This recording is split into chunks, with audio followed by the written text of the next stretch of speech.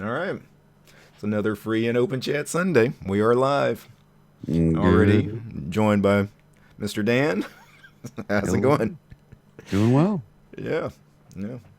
Another Sunday morning. I got my coffee. So anybody that wants to join us here in the Zoom chat, all you need is Zoom installed on your system. You can install the Zoom chat. I think you can also just use your browser to Yeah. join us in the video conference.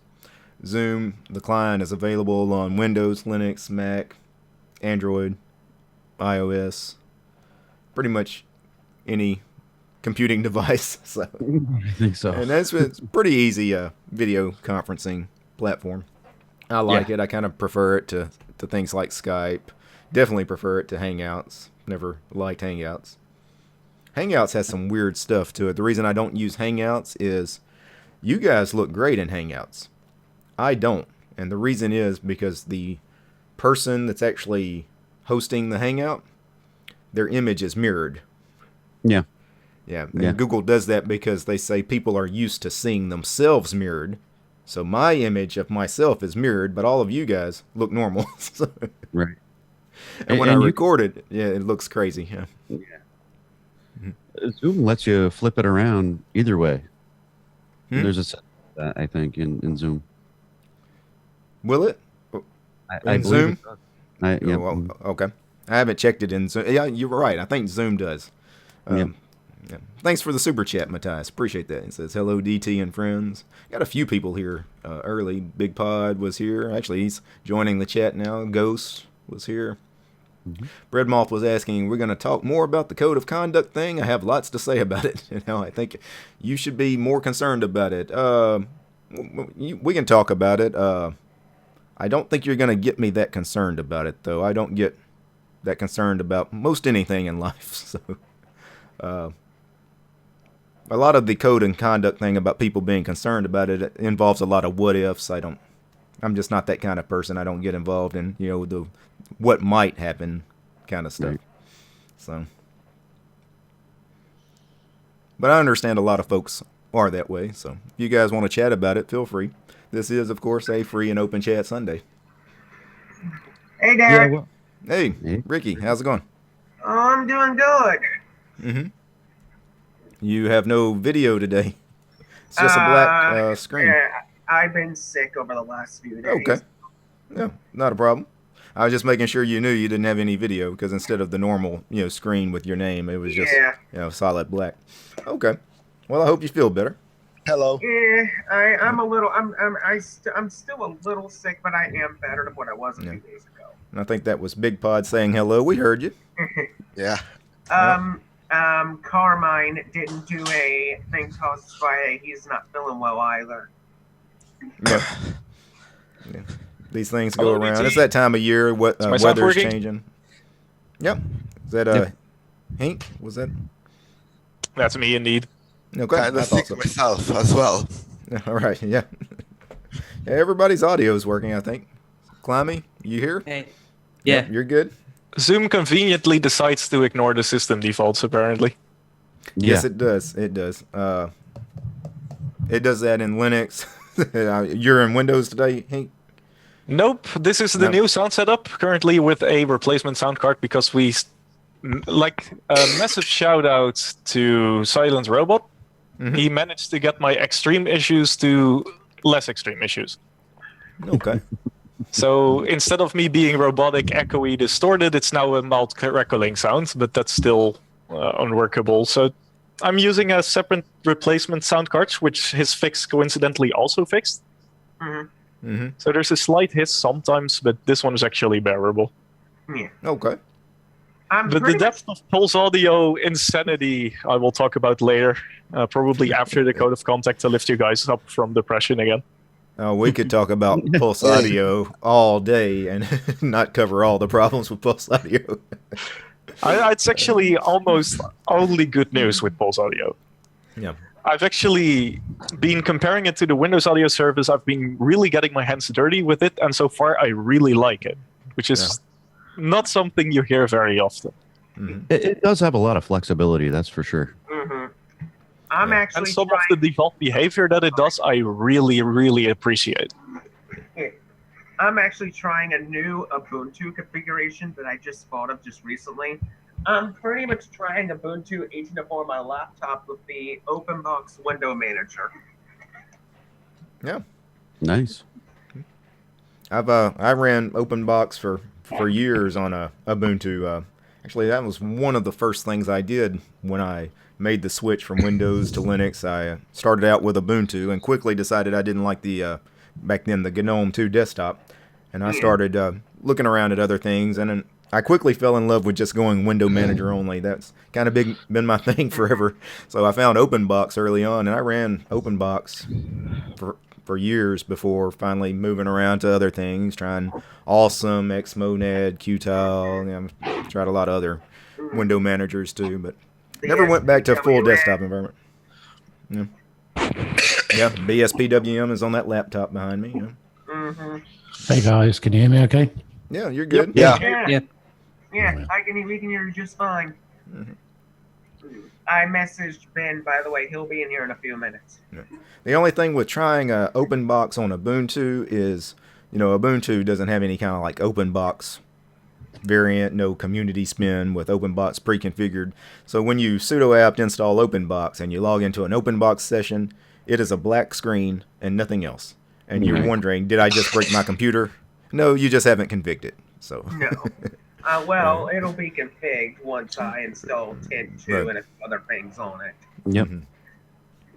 I actually have OpenBox on this machine in addition to KDE, so I can, if I need something lighter, I can go over to OpenBox. Yeah. I know for a fact that OpenBox pairs very well with XFCE. Yeah. Well, OpenBox, I mean, it's the default window manager for both LXD and LXQt. So it works. Need to get my OpenBox install running because I crapped up my Arch install. Yeah. Bad update. No, I did something wrong after install. I believe some packages for my NVIDIA card, and it doesn't boot. So I will reinstall it and choose different packages. That's it. Probably go with different newer version of drivers.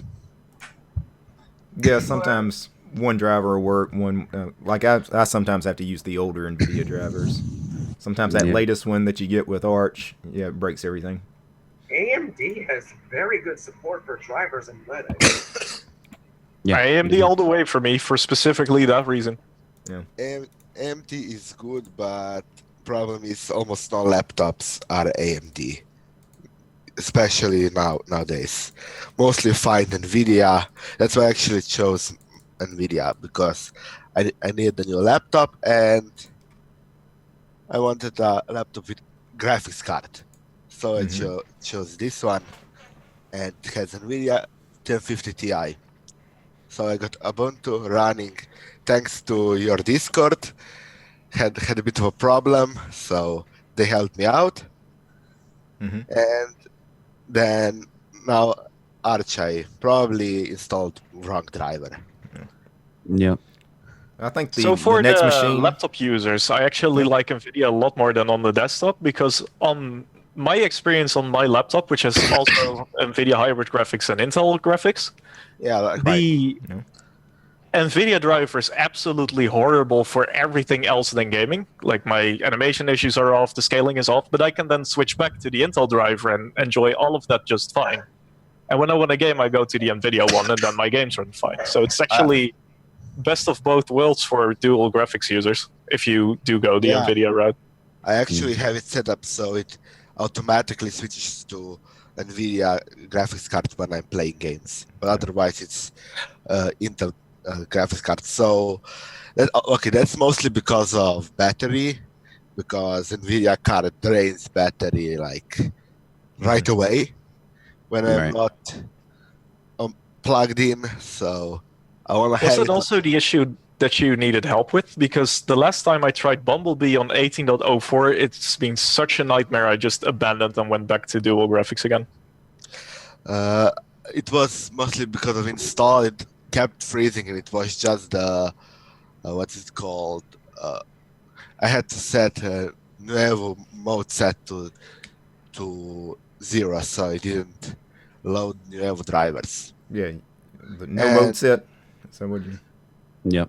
I actually use the NVIDIA's own driver program that comes with to switch, automatically switch. I don't know how. It just works. I don't game Fine on any of my enough. laptops, so I just have like the integrated AMD graphics on all of my laptops. But you mentioned battery life. Battery life just sucks on Linux. I mean, that's just something that's Yeah. always been a problem. So compared to Windows, that's one thing we've got to work on is battery life. On my old laptop, battery life was quite okay. It was like 10-year-old laptop with broken battery, but it did go for an hour with Ubuntu GNOME Yeah. 1710. Yeah, it wasn't 1710. Yeah, with GNOME Yeah. installed. No, I okay. didn't. Even though it was like really old, and even then it was low-end machine. GNOME worked fine on it. Funny enough, didn't have to go for like low-end like LXDE or stuff like that. Well, you usually don't have to go to those really lighter weight desktop environments unless you have a machine like really old. Like if you've got something within the last 6 years or so, you're probably going to be good with GNOME and Plasma and Cinnamon. If you got something, 8, 10 years old, then it gets a little weird. You have I to go- recently got to try KDE on a 10-year-old netbook. Yeah. It ran fine, surprisingly. No. Like even on the Intel Atom that was 10 years old, even on that low end, Yeah. KDE runs pretty well. Okay. It's the other things that it couldn't do, like web browsing. And Yeah, the web browsing is always the problem. Yeah. Well, that's one of the pretty much the advantages of Linux is it can pretty much run on any type of legacy hardware you can throw at it. Well, it's like we mentioned OpenBox and, i3 and Awesome. And, like I can get an OpenBox session up and running where it boots up with 200 megs of RAM or less. But as soon as you open up Firefox or Chrome, you're over a gig of RAM, just opening the browser. So when you start opening up a lot of tabs, game over. So, Once Yeah. Once GNOME 3.30 comes out, I'm gonna be trying it out. I'm gonna see how the speed improvements they made to it are. Because I heard that they solved that whole memory issue with it. yeah. I'm actually on it right now with Arch. Oh, Matter of fact, somebody in the chat, Jacob in the chat, is asking me.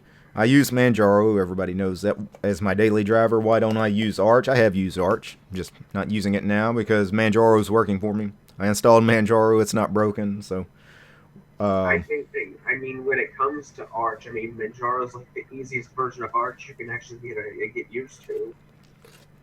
the only difference between what I'm doing with Manjaro and Arch really is because I use the i3 edition of Manjaro, and then I installed Qtile and Xmonad on it. It's not much Hello? different than what I would end up with the Arch install anyway. So,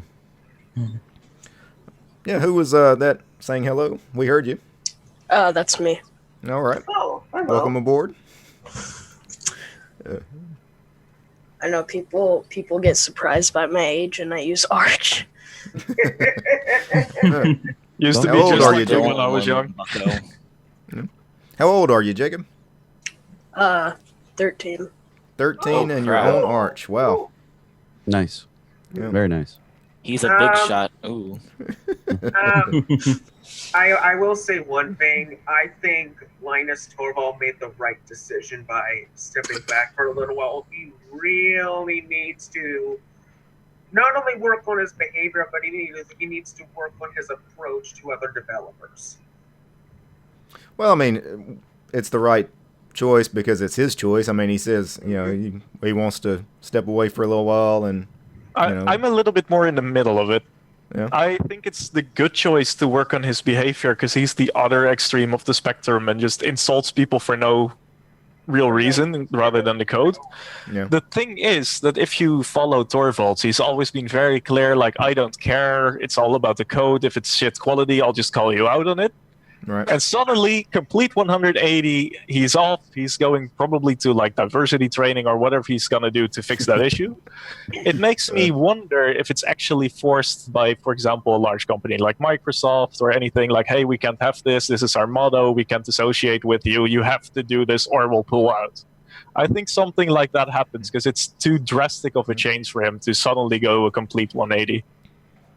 Well, I mean, he's a middle-aged man, you know, what they call the midlife crisis. Sometimes people do, you know, start reevaluating themselves when you're in your 40s. So I personally think that this has been brewing for some time, that he was planning on going to some change, to some change. Yeah, that midlife crisis is probably one of the reasons why, but also probably he started reflecting on prior decisions. Right, and I mean, he's got children, and you know, he's got, you know, family and all. Right, and some of this he might be kind of embarrassed the way he acts, you know. Maybe how his family sees him sometimes with what he does. Yeah. Well, and after 30 years, he's probably entitled to a little break if he wants one. Yeah, and if you think about it, I mean, since he's stepped away now, he could focus not on his behavior but being with his family for a little while, because there are other people out there that have taken the Linux kernel and are still working on it besides him. Yeah, Linux will be fine if Linus goes away. I mean, if he decides he wants to do something else with his life, which honestly, the fact that he's been working on this almost 30 years, most people, you know, don't commit to projects like that. Think of how many people work on a startup free and open source project and within a couple of years, you know, move on to the next thing and then the next thing. Yeah. He's been working on one thing for 3 decades. So he might want to, you know, he might want to change. If he does resign sometime, the only requirement that I really have for his successor is to have the same mentality, but then a little bit more peaceful, so to speak, which is absolutely no space for garbage code. Everything is perfect or it doesn't get in. That mentality really does Linux well, and I hope that his eventual successor will keep that mentality up. Yeah. Yeah, I think they will. I think, I mean, with all this good stuff with Linux going on, like that, like the new code of conduct, that new, what did you call it, Eric? It was some sort of other thing that was being implemented besides the open source self rules. It was some sort of clause, I think. It was something that was mentioned in the news a little while back. It was some sort of clause that was pretty much the opposite of open source in this clause. Oh yeah, you're talking about the Commons clause. Yeah, the Commons clause. Yeah. That doesn't have much to do with Linus's situation, but yeah, that's kind of disturbing though. But I don't think the Commons clause is something we need to worry about. I mean, not everybody has to use it. I mean, we still have freedom of choice when it comes to Linux. We can either adopt the clause, or we can just use what we have. Because the Commons clause, and I've read the article, the Commons clause is not being forced on everybody. Well, it's not being forced on anybody. I mean, if you have, you know, a piece of software, you know, you can adopt any license you want. It's just another option for you. Some people can go GPL, Apache, MIT, or a proprietary license. Yeah. So it's just another license out there for people. Yeah, I've really noticed that BSDs over the last 5 to 10 years have really calmed down. Well, I mean, there is this argument. A few months ago, there was this big uproar in the FreeBSD community over their code of conduct. That's really how the story begins here as far as the community up in arms over this. Is FreeBSD introduced a new code of conduct, and people had the same kind of reaction about it. The FreeBSD guys wanted to ban, remember, virtual hugs. You couldn't hug anybody over the internet anymore. Couldn't send them a virtual hug. They made a BSD where there was allowed free hugs. Oh yeah, somebody forked it like the same day and changed the name to their fork, Free Hugs BSD. It was hilarious. But anyway, Which brings so an interesting aspect, actually. The FreeBSD guys can do that because the license for FreeBSD allows a release that's under a different license. With Linux, we don't have that option. So if we disagree, we're kind of screwed at that point. Yeah. Yeah, the license, they're not compatible either, the GPL and the BSD license. I mean, you could probably fork like Linux and use the BSD license, couldn't you? No, that's the thing. The GPL No. license restricts the license change unless everyone agrees to it, which is essentially never going to happen. Yeah, the GPL is much more restrictive than the BSD license, which the BSD guys see as a good thing. Hey, we're so much freer. Our license is basically just a couple of sentences. You can do whatever you want with it, but there's also some problems with giving people the option to do whatever they want with your code, which we've seen recently with people introducing that malware to the snap package in Ubuntu's. Somebody took a game that was packaged under one of these free licenses. I think it was the MIT license, another very free license, which means you can take my program and do anything you want with it, including repackage it under a proprietary license, put it in the Ubuntu store, add some malware to it, a crypto miner. That's what this guy did. He couldn't do that if it had been packaged under the GPL, but he could do that because that program had been licensed with the MIT license. So. And technically, if the crypto miner was open source, he could have done it. You know, there are open source crypto miners. You have a point, yeah. Yeah. Hey, Tux Digital, how you doing? Hello. So, Michael, question for you. What if the downloader for the open source or the closed source miner is open source? Would that be legal? No, if it has to be GPL either way.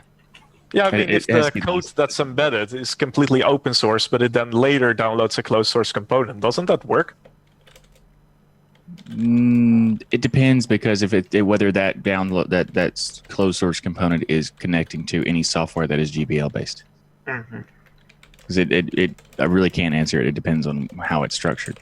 But in theory, it technically could, because that's kind of an abstraction layer, so it's possible. Yeah. But that's always fun. I missed the free hugs argument. Oh, no.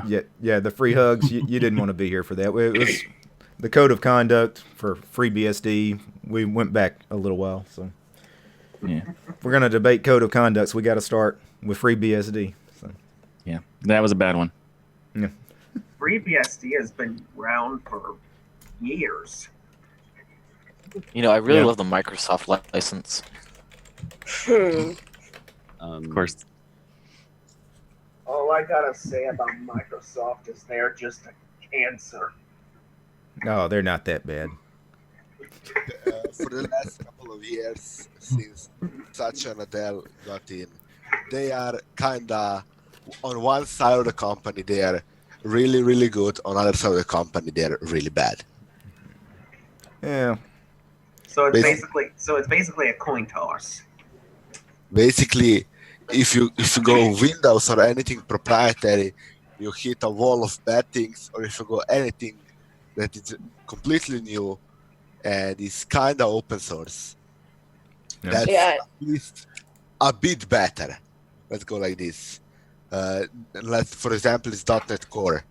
They do .NET Core and they tell you they collect information, and you can kind of opt out. I don't know if it's full opt out or if it is you partially opt out, but but they say they collect some information about your system and what kind of programs you're running, so they can, as they say, improve .NET Core. .NET Core is an open source program, so they probably aren't using that, collecting that much more information than they're saying, since someone would figure out sooner or later. Yeah, I have a feeling that what the information that Microsoft is actually collecting, maybe they're just collecting computer information. On Windows, they're not. They're not. Yeah, that's much more than that. Been, statistics where they've showed that they know how many photos are on your computer and stuff like that. Yeah. And I know how many times they've been opened. And They I know everything on your file system. Yep. So, including contact information and a whole bunch of other stuff, including financial.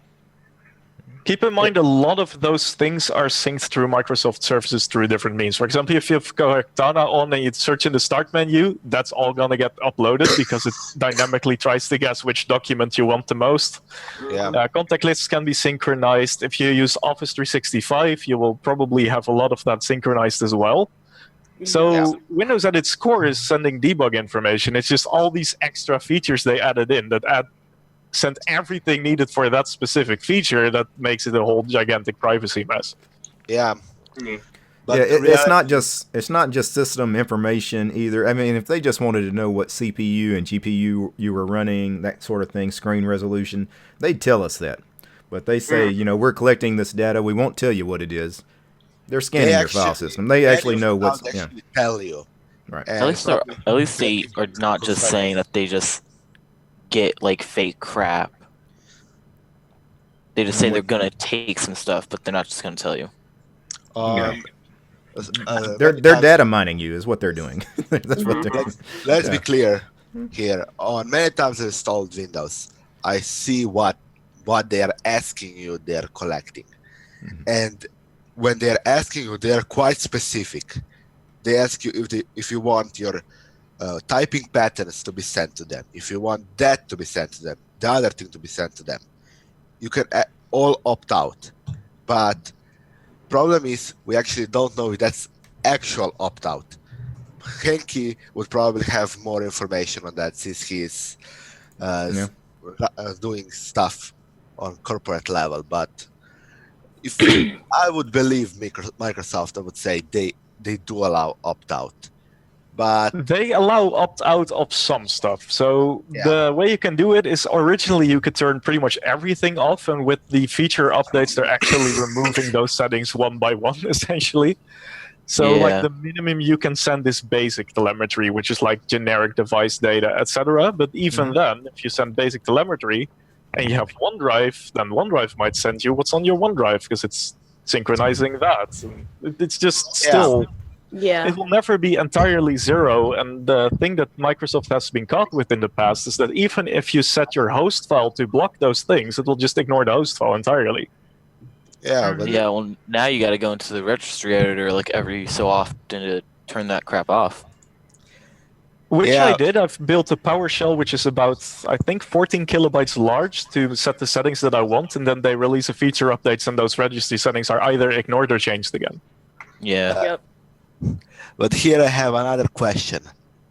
Who doesn't spy on you? Let's just say Facebook. Google. Oh, never mind. Google. Do any of you have any contacts saved on Google, like for your Android phone? Do you have contacts synchronizing across account? Because many of people don't even know they have it, but they do because they add contact and they just add contact. They don't choose specifically. Save it on my phone. First option is save it on my account. That's probably here most people do have it since we're all more computer inclined, but normal people don't do that. And second is Gmail. Everything Google Drive. Right. It's all the same. Here is just Microsoft. It's just we all got hit at once, and now it's the problem. But Google has been doing things for so long, but we don't care anymore. Well, Same will be some time with you make a Microsoft. point there. Nobody will care. Right. Because the thing with Microsoft is Microsoft is much easier to decouple yourself from because we're not tied to all these Microsoft services, most of us. I mean, I can get Microsoft completely out of my life, no problem. Google, that's hard. It's hard to get completely away from Google when you use an Android phone and YouTube and Gmail and their search engine and So I've got a fun one, this one for everyone here in the stream and the chat to try out. If you go to history.google.com and you're signed in with your Google account, especially if it's the same one as your Android phone, You should see what that thing collects, because it probably knows every single place you've ever been to, because it logs everything by default. It logs your voice every time you talk to the Google Now. It logs your YouTube searches. It logs your Google searches. It links all of that together. And Wow. there's an option to turn it off and delete it. So I suggest everyone go to that page, be scared what they know about you, and then turn it off. I just went on the page. I watched Black Hole Sun by Soundgarden way too much. Holy crap! It's like 20 times in the last hour. One thing I want to briefly touch on here in the chat is we've had a couple of links posted in the chat about. Me and Michael talked about this a little bit. I think Dan was there last night on Big Daddy about some of these people maybe wanting to rescind some of the code that they've contributed to the kernel. People can do that, but here's the thing. Under the GPL, the kernel devs, they can just add it back in. It's not like you can just take anything you contributed and, just take your ball and go home. No, you can, you can delete whatever you want to, but it's, too many people have already, cloned the kernel so many times, and they're just going to re-add your code back in. Yeah. So if they try to remove it, they can't. It's pointless. Yeah, right. Right. I know Richard Stallman had made the comment that the GPL gives people the right to do this, but he even mentions that it's pointless to do it. He says you can do it, but it doesn't make any sense to do it because people are just going to add your code back in anyway. Yeah, if you take out, you can't take out the code from the project regardless. You can't say you can't use it because they could submit a pull request to remove it, and they could go, no. Right, exactly. Because it's GPL, and they have the right to use whatever they want. It's like once you release code as GPL, it is GPL forever. Right. You can then release a new version and change the license there. But then that's the only one that's been changed. There was this one guy that was trolling the hell out of the kernel mailing list about people should just rescind their code. That guy, he's right. People can do that, but then the kernel team's just going to add it back in. It's pointless to do that. So that troll that was doing that. Here's the thing where that discussion gets a little bit interesting, because the way that guy wanted to do that is by first filing a copyright on the code that he submitted, and then retroactively claiming copyright on that code because it wasn't filed copyright for yet. And I don't know how much that holds up, because he already voluntarily submitted that code to that project first. It doesn't hold up at all. It wouldn't hold up at all, yeah. The people who've sent those messages are just ridiculous because they're not lawyers. Yeah, there is one lawyer who actually is sending stuff, but it's just a guy who's trying to sue them and try to sue these companies that are a part of the kernel. Oh yeah, he's just one of these blood-sucking lawyers that thinks he right. Yeah. The first guy doesn't. The guy who said rescinding is not a lawyer, but the other one's the one who is a lawyer is just spamming. It's basically like an ambulance chaser spamming a kernel mailing list. Mm-hmm. He's just he wants clients. That's all he wants. They're not going to win. All code is automatically copyrighted, so even if you release it under open source license, it's still copyrighted to you. Yeah. Morning, Dan. It's copyrighted, but it doesn't change the. And even if you, I believe actually here copyright is actually above license. So Good morning, Ricky. by How our you law, doing? licensing. Hey, have you heard from didn't have Toss the at power all? to Destroy the No. Ben told me he's not feeling well. Good morning, As far Dan. as I know, our law. Hey, Paul, I like that distro tube shirt. That's a nice shirt. Yeah.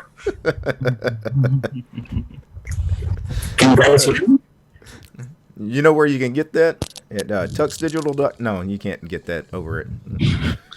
Technically, a couple more steps, but you could. No, go ahead and finish it. No. Uh-oh, we've got some serious audio problems now. We found the Pulse Audio user. Be right back. That would be. Is that my QDT or? Yes. You wanted to discuss your audio situation? All right. So this week I made a challenge for myself, and that is to make it easier to ditch Windows by replicating my Windows audio setup over to Linux. I wanted to do so exclusively using Pulse Audio, so it would be easy to port and that it has all the features that I have on the Windows. The first part of that is that it can replicate any song that I play in the background that I want others to hear. So for example, if I start this song, you guys should be hearing that in the most optimal quality that Zoom can actually put out. So if Zoom supports good quality music, you should hear this pretty well. The way I did this is entirely in Pulse Audio. So what I ended up doing is creating 3 separate null syncs. One's for the local audio, one's for the application that you can hear, one is for the microphone, and then those are the 3 main ones, and then I have 2 more, one that mixes everything together and one that is a preview so I can hear it in my own headset. Mm-hmm. And that's essentially the great part of this, that without using anything else than a Linux sound program, you can create this extremely complicated setup that on the Windows side I had to use about 2 to 3 programs for to create myself. So direct comparison on Windows and on Linux, the Pulse audio server so far has been incredibly more stable and incredibly more versatile than I could ever do using the Windows audio service. Whoa. So That how do you have it? Do you have like a script automatically making the nulls? Oh. No, I wrote all of those by hand. So like, Alright. so what I'm saying like is when you restart your computer, how do you set it up?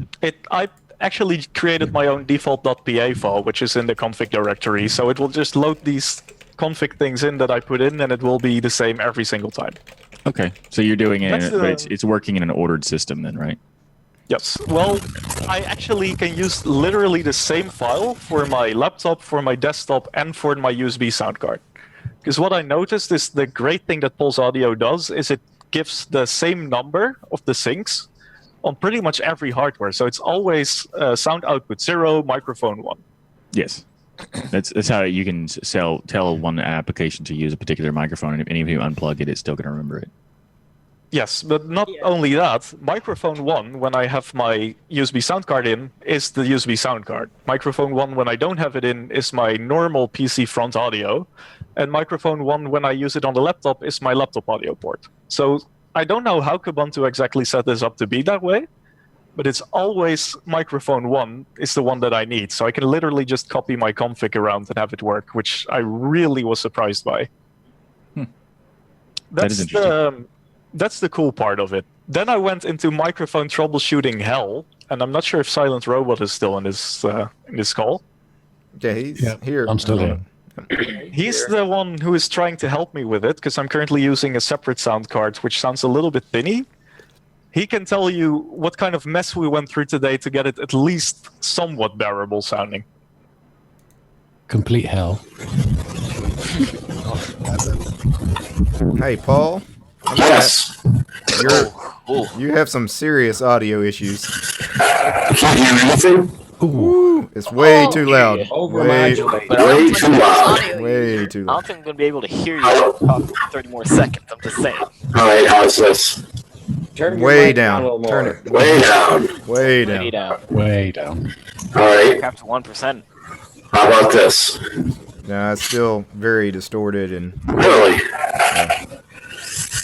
it's way too loud. You might need like some of the sound block things on the Oh my goodness. Oh, wow. Making people's ears bleed. Man, my head's out the window of the car. Let's see. Yeah. So I am a deaf It's, Linux. it's still bad, Paul. It's still very distorted and I would almost suggest, Paul, just mute yourself for a little bit, and let's hear Silent Robot diagnose my issue. Maybe it works for you as well. You know, one thing I don't like about Pulse Audio, you can't select a function to hear your own microphone very easily. I have that built into my own config file now. That's a Really? default feature. I literally have one output, which is called virtual microphone, and that's literally my output in my own headset. Well, I'd like to figure out how to do that. So On the the way I Samsung set that bill. up is It's you built have in. a module called Module Loopback, and it allows you to select the source and the sink. And you can literally just link anything you want together that way. So if you want that, you can literally make one line and it will input your microphone into your own headset. It's a little beyond my skill set at the moment. When this is done, then I don't mind giving you the entire thing that I use, so you can copy the bits and see how it works. That would be great. That would be an important tool to share with everybody, really. Yeah. Put That's it up kind of on the end GitHub. goal, once I have it stable. It's also auto-normalizing everything, so if I play music, it will be equal. Also for you guys, it's normalizing my microphone, it's doing denoising, etc. Will this be under a free license or? Yes, free It's hug license. essentially gonna be no license. Just grab the code and enjoy it. You should pick a license. Yeah, Even if you you really want should. one, it's super open. but you Probably. could. Yeah. So Silent Robot, you can take it over for the actual hard part, which is my audio setup on the desktop driver issue that we're working on. Well, basically, the buffer and the sync rate are not set up correctly for the bit rate. That's my deduction at the moment. I'm still working Yes, on but it wasn't exclusively that either. We also had to change how the models and the drivers were being loaded in the first place. That's right, we did. I can't remember everything we did exactly because we were kind of all over the place. So essentially, there's a really good article on the Arch Wiki that describes all kinds of things, and the way we got it to be less bad. The issue we were having originally is that there was an extremely weird robotic distortion every time I said as a sort of echo, combined with crackling. So it was the worst audio quality, not as bad as we just had on this call, but it was really bad audio trouble. Now, if you go on that article to the Realtek section for the ALC, that config makes the crackling twice as bad, but it does solve the robotic portion of that, and it essentially changes it from a timer-based thing to a different. I don't know the exact details. Silent might be able to fill me in there. Once we had that, we had a massively crackling microphone, and that's currently where we are. We then take a look at the rate and the buffers, and for some reason, the default buffer that it sets to sort of matches 44800, but it falls short. And that's one that we can't properly enforce right now, which is why it's still crackling if I use that one. So the experience so far on Linux is that the versatility and the flexibility of Pulse Audio is insanely amazing, but the underlying drivers are also far more buggy if you hit a sound chip that's not properly supported yet. You have a Realtek sound chip? Yeah, it's a Realtek ALC 1220. Wow, Realtek has put their chips in an awful lot of stuff over the years. That's like a household name. Yeah. Yep. I have a The only Realtek problem wireless. is that this sound chip has only been put in there since about a year or so. So, Okay, so it's fairly driver new. for it is only 1 year old. Wow.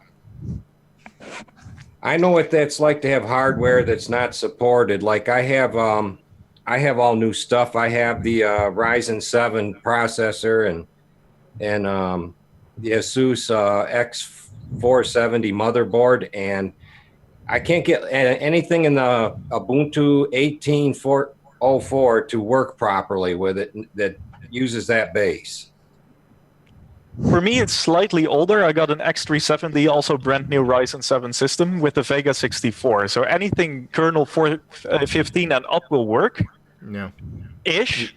You But need it a new will work kernel. well enough for me to update the kernel and have it work great. Anything older is just an absolute no-go on the graphics side for me.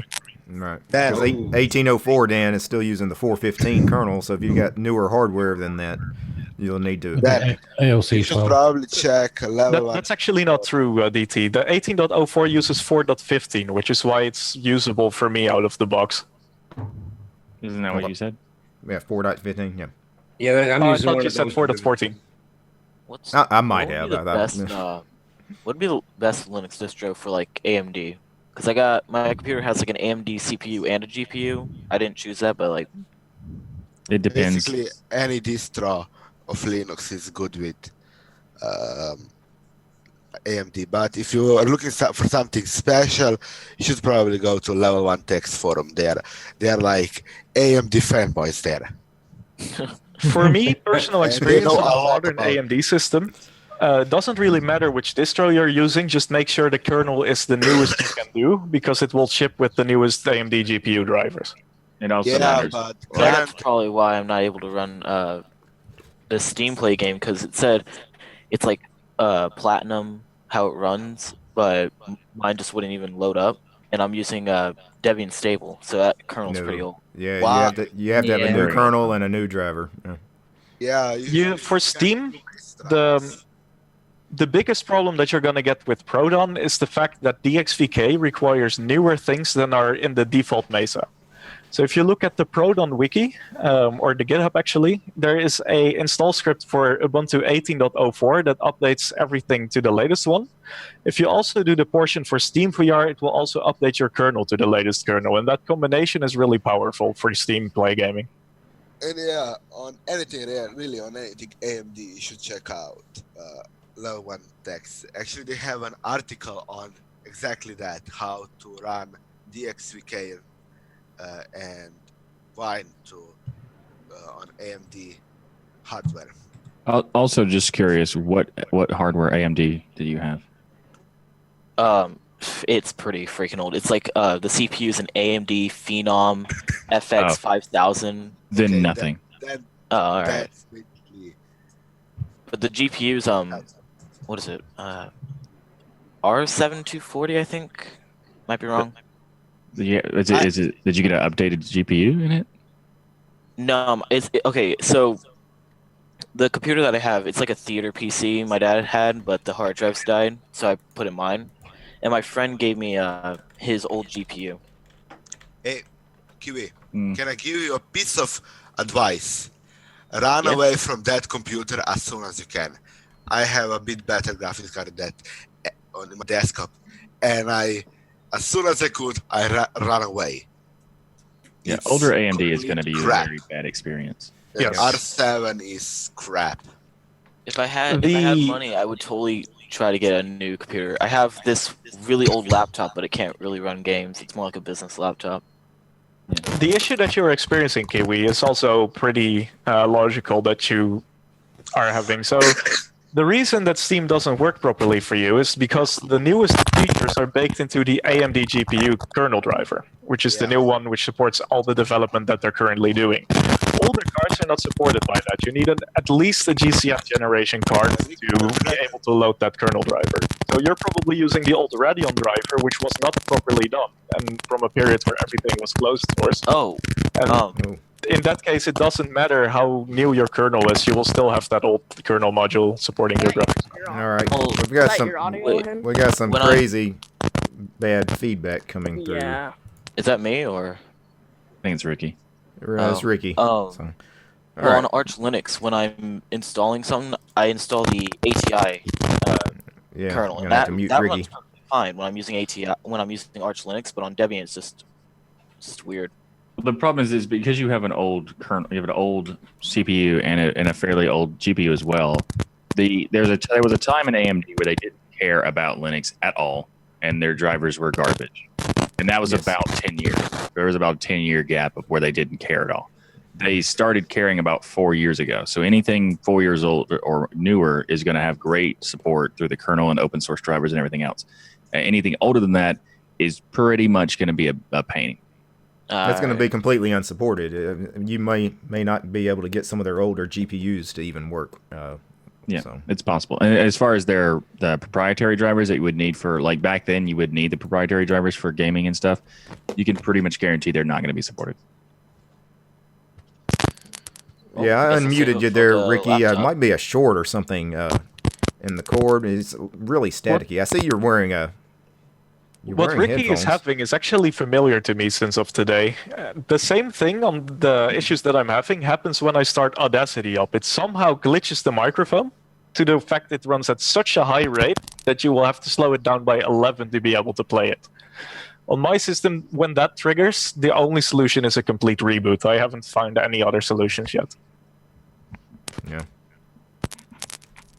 I have a problem sometimes when I join a Discord voice channel where I get this really crazy static coming through my headphones.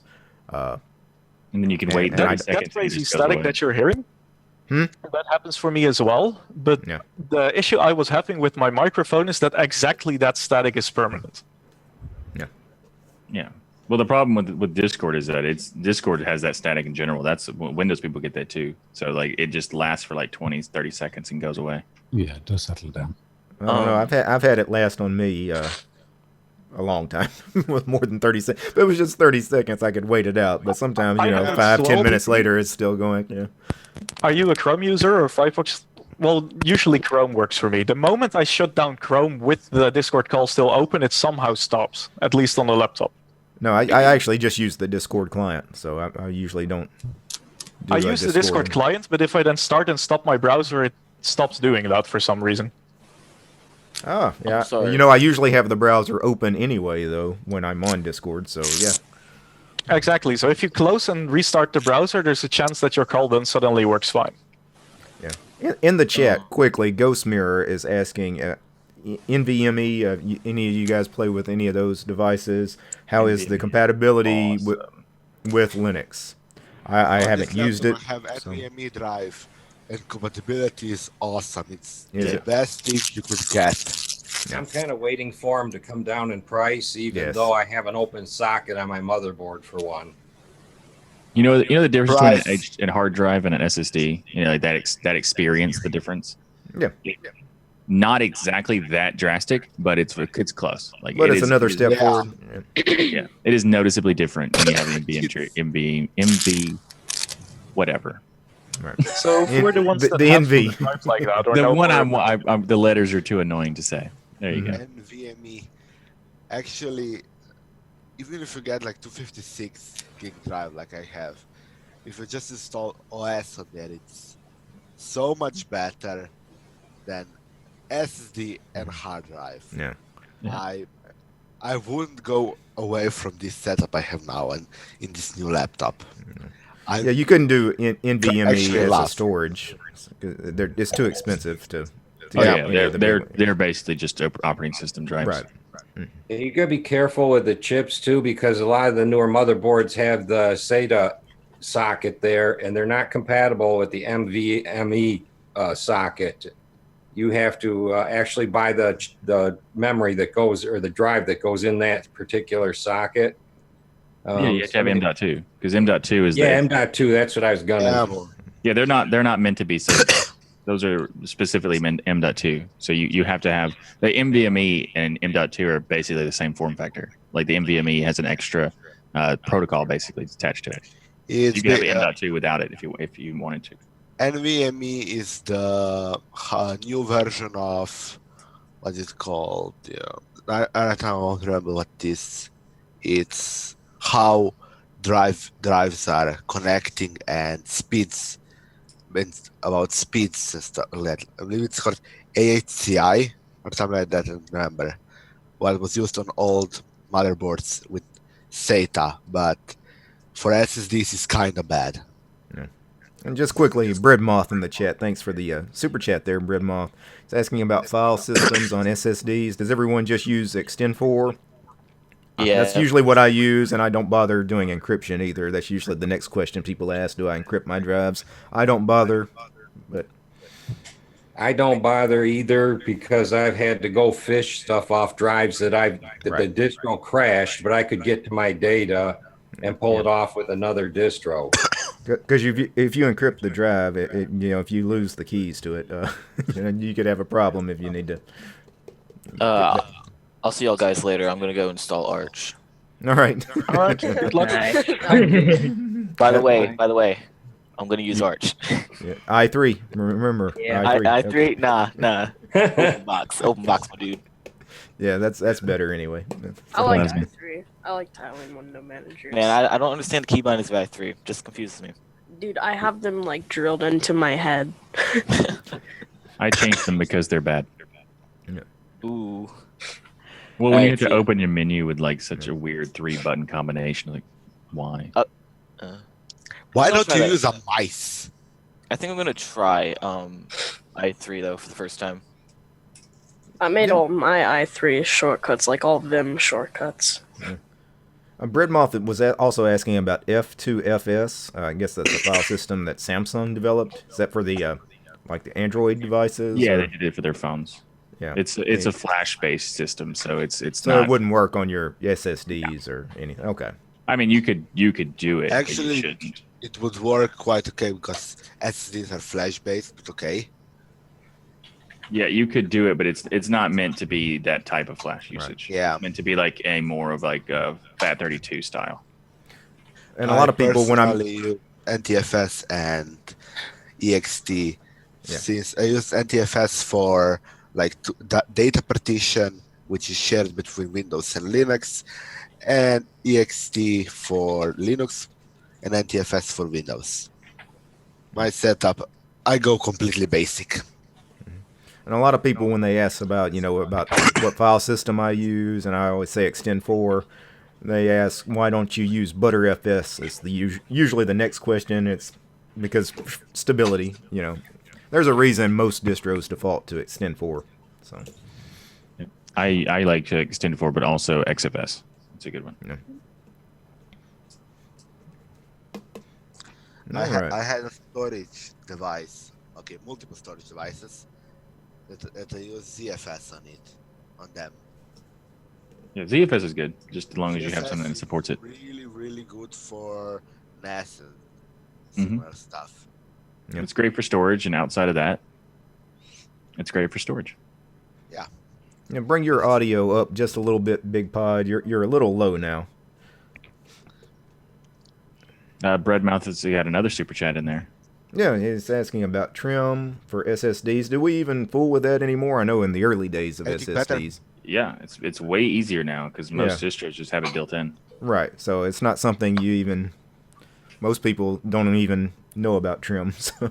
Yeah, like FS trim, for example, is just included in Ubuntu if it detects that it's an SSD.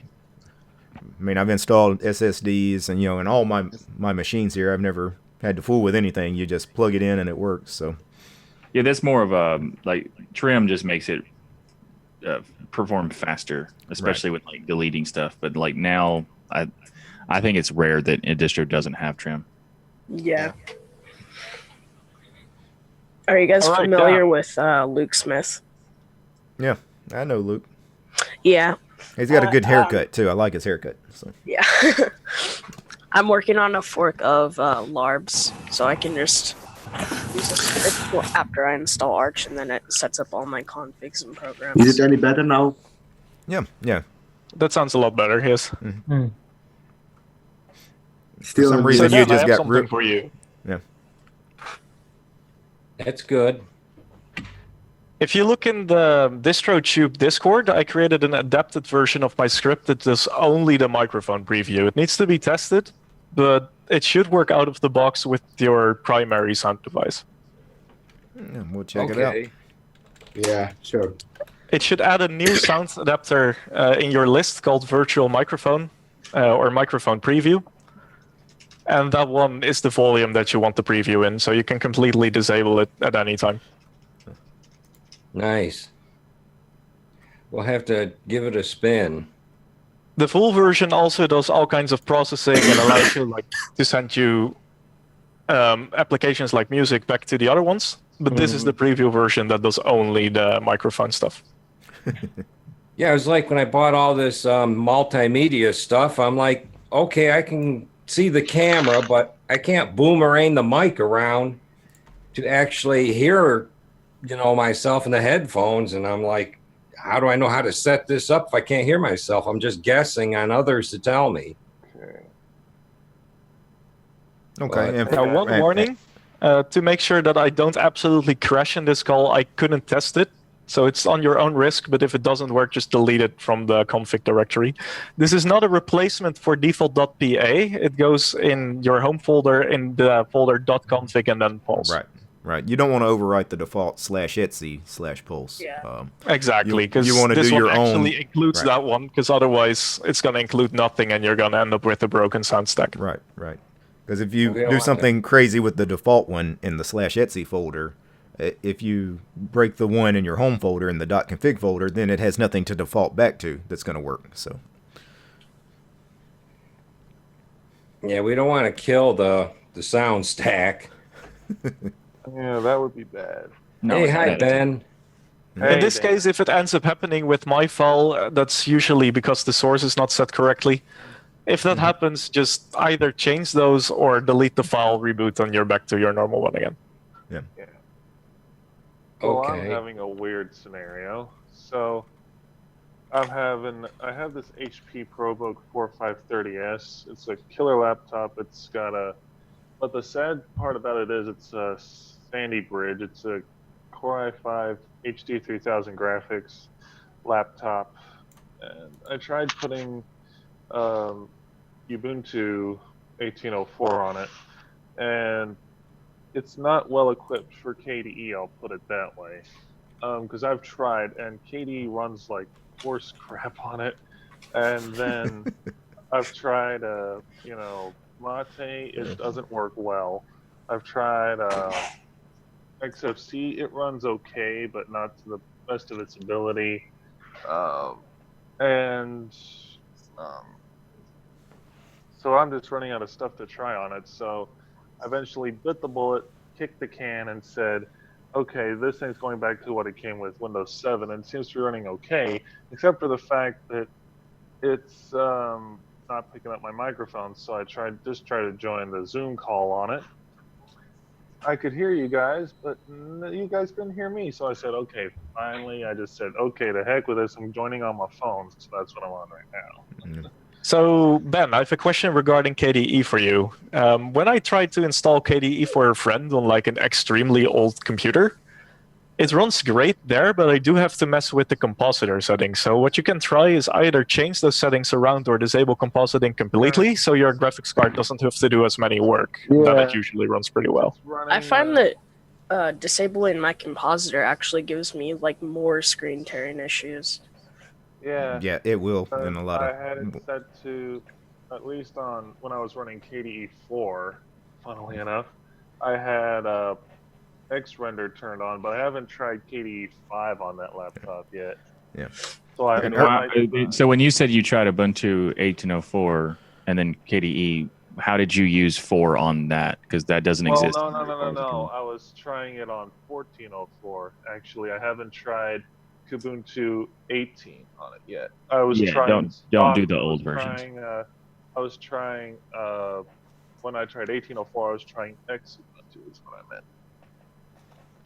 But I'll try Ubuntu 18 on it and see how well that runs, because I haven't tried it on my HP yet. But I'll try that, because I haven't gotten around to doing that yet. But I'll give it a shot. Yeah, if you want to run KDE 4 nowadays, your probably best bet is to do either Slackware or Hannah Montana Linux. So. Yeah. But I would go Slackware. Oh man. Yeah, Hannah Montana. Slackware, that just seems like you're missing an opportunity. Yeah. The party I in the prefer USA. Justin Bieber Linux.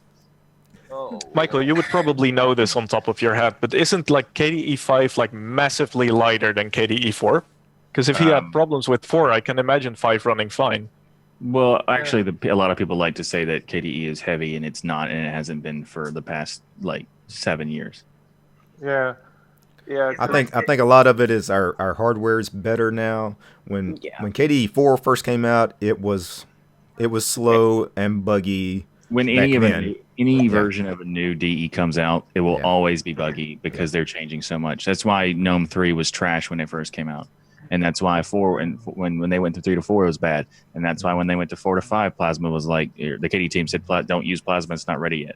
So there's pretty much any time there's a new DE, don't use it unless it's a brand, not a brand. If it's a new iteration, feel free. But if it's a new whole, like a massive major update, well, that's easy to say. Don't use it, but I mean, as soon as GNOME 3 was shipped, I mean, Fedora was on it, right? So pretty much. But that's also because GNOME screwed up and deprecated GNOME 2 immediately. Yeah, GNOME is still you had no trash, choice if you wanted to get maintained. I mean, you can tell users not to use something as soon as it comes out, but if your distro is shipping it, I mean... Well, the GNOME team messed up because they didn't tell people not to use it, and they also didn't like maintain GNOME 2 at the time. So they made GNOME 3 3.0 and then deprecated GNOME 2 at the same time. So there was only one choice, and it was not a good choice. Of course. So hopefully they've actually said that they've learned their lesson, and they won't do that with GNOME 4. Yeah, I have my doubts about that. We'll see. Yeah. And yeah, that's why they made Mate, which is quite a better choice in my opinion. But you know, I mean, I love those that XFC. still like- yeah, I don't criticize XFC. I just, you know, I want to try something else. That's why I'm trying out Plasma 5 at the moment, because I've heard good things about it, and I want to see how well it runs on this HP. So yeah. But anyway, to answer the question, it is lighter than 4. It's just 4 is not heavy. It was that was my point. But it actually is lighter than 4 because they removed a lot of excess stuff. Yeah. I think a lot of the desktop environments too are starting to move away from becoming as heavy as it seemed they were. You know, GNOME and KDE were really starting to become bloated, and now it seems like they're going the other way. They're starting to try to lighten up a little bit, because even GNOME is not as bad as it was in earlier versions of GNOME 3. Yeah, well, they messed up. Yeah, pretty badly on GNOME 3 beginning. Mm-hmm. It was also not really usable at all, to the point where it made Linus complain about it and yell about it, abandoning it and stuff. My headset died on me. I noticed that. Oh boy, was that new one you bought? Yeah, for $5.75 off of eBay. Now I'm gonna get a new one. Yeah, I never would have guessed what the problem with all that static was, except there before you left us, you started hitting the headset, and it got worse every time you did it. So you could tell there was something going on with the headset. It was not acting like this a few days ago. Yeah. So did the problem persist post reboot? Well, it sounds like it was line bleed from the headset. Yeah. You should get a high end headset, whatever the $7 one was. Yeah, the next headset I get is going to be a better Logitech one, most likely a $30 to $40 one. Yeah, I just use $8 earbuds that I bought at Target. So. Same thing. Mine were $7 at Walmart. Basically the same thing. And a movie and a microphone only a radio studio could afford. Yeah. That is one thing that I've never spent money on is headphones. You know, Actually, I may have just saved myself. I found these. There you go. Okay, I'm gonna see if these will work. Hopefully they do. I can't see, talk Bread to Moth right now. Bread Moth in the chat is also asking, in Debian-based distros, can you get Synaptic to compile from source? Yeah, Synaptic. Anything that's based on Debian can use Synaptic. Can anybody hear me? Yes, I'm pretty sure he meant can you make Synaptic compile from source rather than build packages from source? Don't see why not. It's all the sources inside of Debian, so you can just do that. Ricky, turn it up just fuzz. Personally, I'm pretty sure it doesn't do that, but maybe there's something I never seen before. It's not like Arch, where it fetches the source code and then compiles it for you. Yeah, but it's just CMake install. Is it input volume? It's good right there. Right here? Yes. I've actually never compiled anything on Debian other than the standard, 3, configure, make, install in the terminal. So I don't know how you would do that in any kind of graphical program like Synaptic. Yeah, that's all you do to compile in Debian. Yeah. Configure, make, install. Yeah. Like it wouldn't be that much of an issue. Yes. You just have to make sure you have all the dependencies and stuff like that to be ready to compile as well. I tried Debian non-free, but it showed all my networks, but when I connected to one, 5 seconds after, it would just disconnect. Wow. Well, non-free is just a repo that you can use or not. Yeah. So that shouldn't change your network whatsoever. Third-party codecs. That's really all it does. Yeah, the non-free repo shouldn't really change your system. Yeah, at all. Right. I'm gonna. Because the network manager is still an open source thing, so it shouldn't change at all. Yeah. I'm gonna start looking on eBay for a new headset. The Deal Extreme has some cheapo in-ear things that sound pretty good. I like the Hawaii brand myself. If you wanted some fancy ones, you should do it. Derek did and go to Target. Yeah, that's $8. Just say. Yeah. I mean, that's what I would go. That's what I'd do too. I go with that. Yeah. Or if it's time to upgrade to a new phone, make sure you get the earbuds with your new phone. So. Yeah,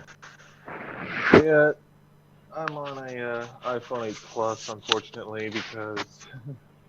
Well, I know I have some earbuds that came with my Galaxy S9, but I don't even know if those have a mic in them or not. Well, your current microphone sounds pretty well, so that's a plus. Looks like the live stream is lagging. The live stream is lagging? Could be. Is it buffering? Yeah.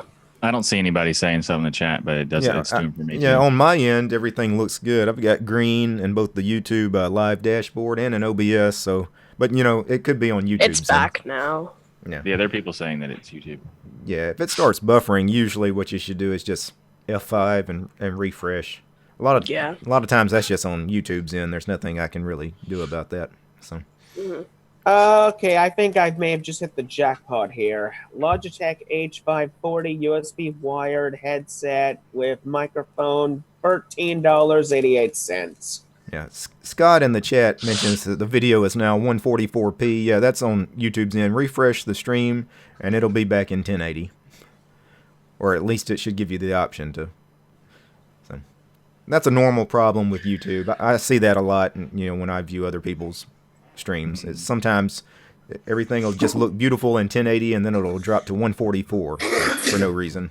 Yeah, and also sometimes it'll tell you that your system is, your output on OBS will be like great, green, no problem, and then on YouTube it'll say you're having very video output issues. Nope, I'm not. It's fine. Yeah. Well, in this case, I've got green in both YouTube and in OBS, so I'm not having any network issues here. So.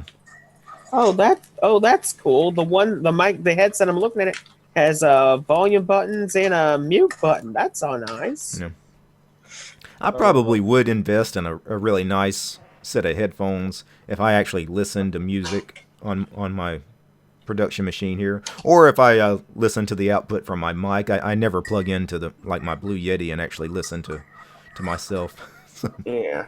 I'm just using like a Bluetooth headset my dad gave me on my phone here, and it works fine. It's HP. It's the LG HP. I have to actually look at my settings to figure it out.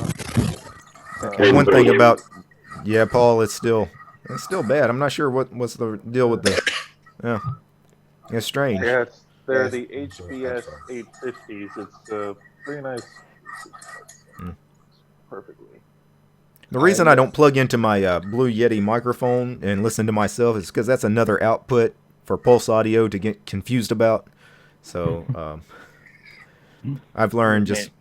That's weird. It should be just doing it basically on the phone, on the microphone. Yeah. But yeah. Putting my box out the front of it's just fine. Yeah. I just assume that my microphone is great and just go with it. Hey, just letting you know, Dan, before my audio cut out, about Carmine. He wasn't feeling too well, so that's why there wasn't a chat Friday. Okay, as long as I know that he's not in bad shape in any way. Yeah, he's okay. He's just taking a breather. He should be back Friday. I worry about all these content creators when I don't see them for a week. It's not a problem. He had a friend, contact the bail bondsman, and he's back home now. He should be. That's not funny. I still haven't heard anything about Tim F. Tim F hasn't been spotted in over 5 weeks now.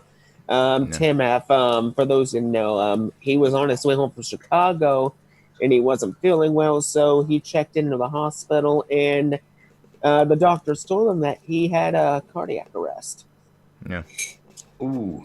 Wow. Well, if he had had a heart attack, you may not hear from him for a few weeks. I mean, probably. Yeah, I'm most certainly sure we're not going to hear from him until at least the end of the month to the beginning of next month. because if it was like a massive heart attack, I mean, you're not even going to get up and walk around for a while, much less. Oh my lord! What was that? Oh, Paul. Yeah, I don't know what the problem with Paul's audio today, because he's joined us many times before, but today it's in my headphones. That's especially bad since I invested in them. I have HyperX Cloud headphones. Mm-hmm. I did get them for gaming and for some video recording, but I also use them on my phone when I'm mowing lawn.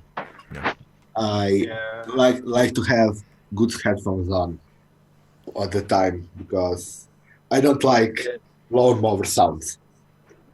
Hey guys, so on OBS and like on certain web pages on Firefox, like it's slightly transparent. Mm-hmm. Do you know why that happens? Nope. Yes. Yeah. We have a taker. Well, I have had this before. You mentioned earlier in the stream, were you using Compton as a compositor? Yes, I use Compton. Are you doing any special rules with Compton about the window names? What appears with transparency? I'll take a look at my config.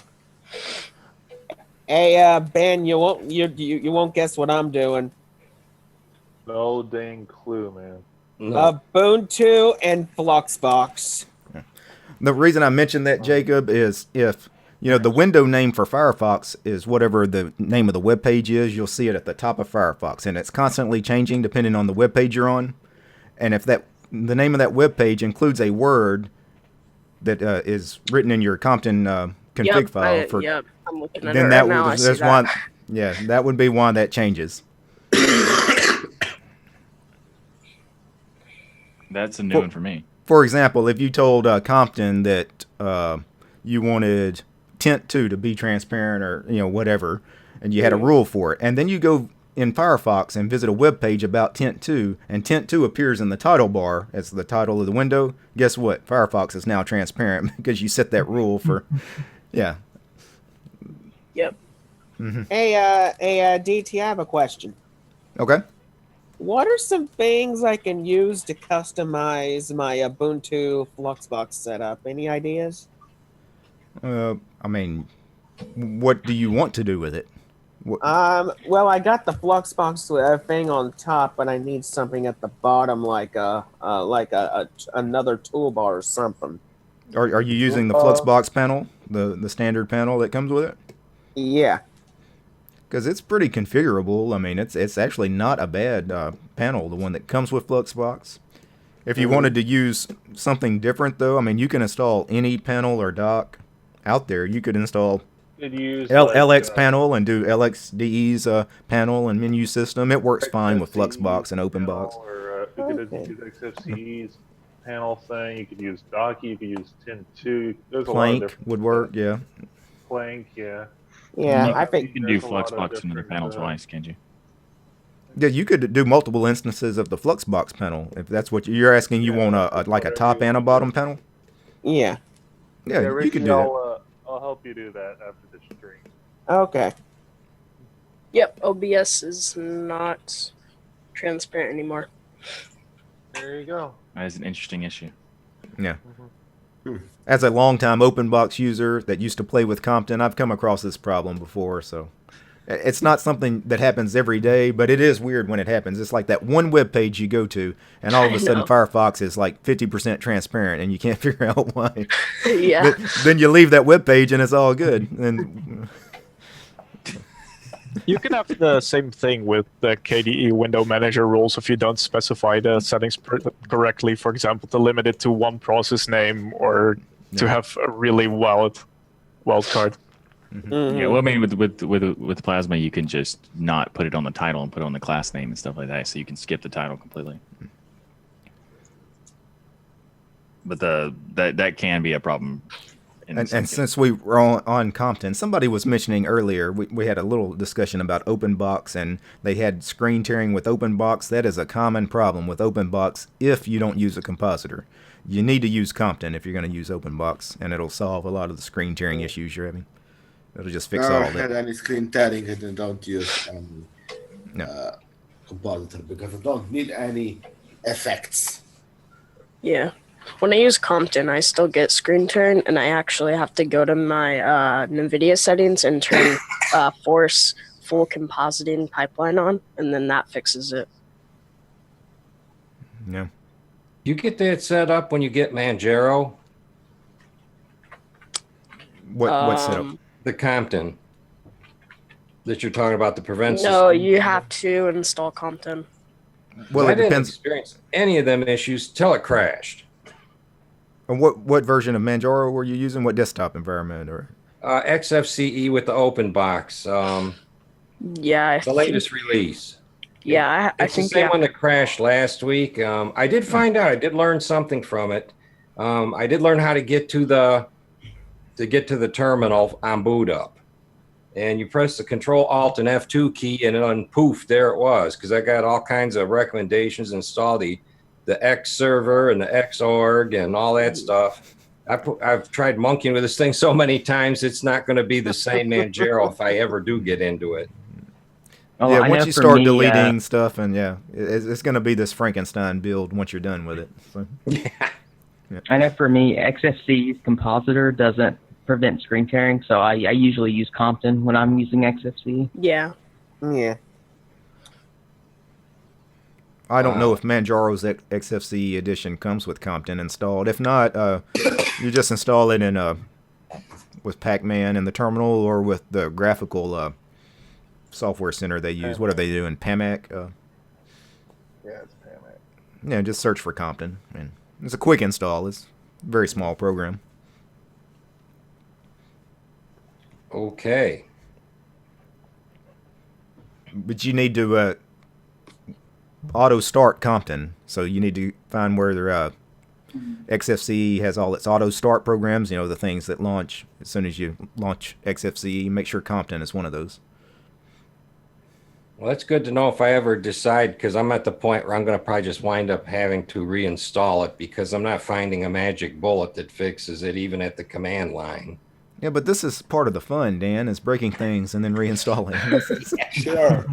It's sure fun. I'm not even going to blame it on the distro. I really think that it has something to do with the SD drives skipping something inside of them and actually corrupting, the distros. Because this isn't the only distro I've had go sour on an SD drive, while the good old-fashioned bricks I got seem to run forever. Okay. Yeah, Peter in the chat mentions, XFCE Manjaro does not come with Compton, so it's not installed. No. Yeah, if you install Compton, you want to disable the XFCE compositor. Yes. Yeah.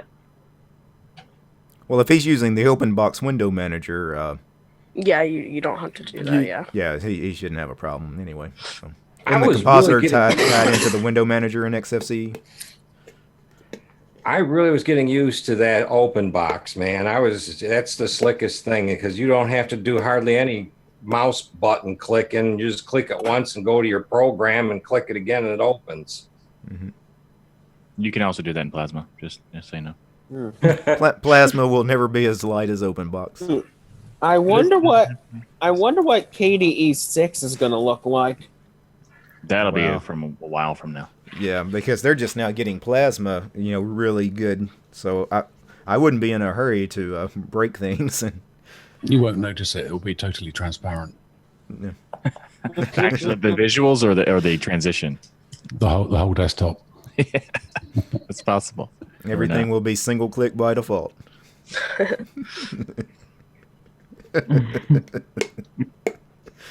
Not that debate again. With automatic starting programs every time you restart your computer because they were open the last time. Either way, guys, thanks for the fun chat. This is where I have to get off now. Yeah, I'm actually going to get off in just a couple of minutes too because I have somewhere to be. I actually have to leave town So I normally do these for about 2 hours. I was going to plan on doing this one for about an hour and a half, which is in about 8 minutes. So what I will do is let me go ahead and get a last word from everybody, and we'll call it a morning here. So Big Pod, last word, sir. Today I'm lost for words, really. So yeah, put you on the spot. Thank you, Derek, and thank you, everyone. And Appreciate don't forget to like his video. Yeah, thumbs up. All of his videos. All of his videos. Yeah, like that smash button. That sounds familiar. Yeah. Yeah, it gets around. Yeah. Hink, last words. Sure, I want to thank everyone for the chat and for watching, especially Silent Robot for helping me with my audio issues with the microphone, which is still ongoing. And that's also probably what I'll end up doing in Linux for the coming days, is continuing the setup, trying to get my microphone to sound better, and getting the rates to actually honor my settings and work properly. That's so to be continued in this case. Yeah, and thanks for posting those lines in the Discord chat too for those that needed it. So full version is coming, which has multiple virtual adapters for audio routing in more advanced ways, but I want to be sure it runs stable in my systems first. All right. Climby, last words. Yeah. I really enjoy these chats. They're always fun. I was going to give a little preview. I'm a couple of hours into my vanilla gnome experience, and it's definitely an experience. I'll say that much. If I have to live in Epiphany, I probably won't last, so I'm probably going to install Firefox or Chrome. I didn't even think about that, about Epiphany. It's interesting not having minimize as on the title bars, so I'm noticing I'm using virtual desktops a lot more often than I usually do. Yeah, as far as like, as long as you don't do like GNOME, like changing GNOME, but yeah, you gotta install Firefox. Yeah, I think you would install a better browser. I don't think anybody's gonna fault you for that. So yeah, Epiphany is like barely a browser. I use Qt browser. All right, Silent Robot, last word, sir. Hey, yeah, thanks for having me on. It's always enjoyable, and hopefully I'll come in for more. Yeah, thanks for hanging out with us. Henke, I'm still working on it as well, in the background. All right, Jacob, last word, sir. Guys, all need to subscribe to DistroTube if you're not already subscribed. Derek is an awesome guy, and I use Arch, by the way. Yep. Cool. Yep. Cool. 13 years old and on Arch. All right. Michael, last words. If you'd like to, the Destination Linux next episode's coming out this Wednesday. All right. I always Awesome. enjoy watching. Perfect. We'll I'll be looking watching. Nice. Right. All right, Dan, last words. Well, thanks for having me on. It's been a good morning. I hope that each and every one of you have a safe and well-being weekend. None of you get sick or anything like that. And I'll look forward to seeing you all again soon. Yeah. Speaking of sick, I have a sore throat. It's been a real pleasure. All right. Thanks, Dan. All right, Riggy, last words. All I gotta say, it was a pleasure being here. I mean, yes, my headset died on me for some unknown reason, but I'll get that issue fixed next month. Also, everybody in the comment section, smash that like button. Support everybody here. Great content, great people. All right. And if you guys want to check my channel out, Yu-Gi-Oh! Master 88. We'll check it out. All right, thanks, guys. Before I go, of course, I do need to thank my patrons here. The show was made possible by Ansem, Carlos, David, Leor, Rob.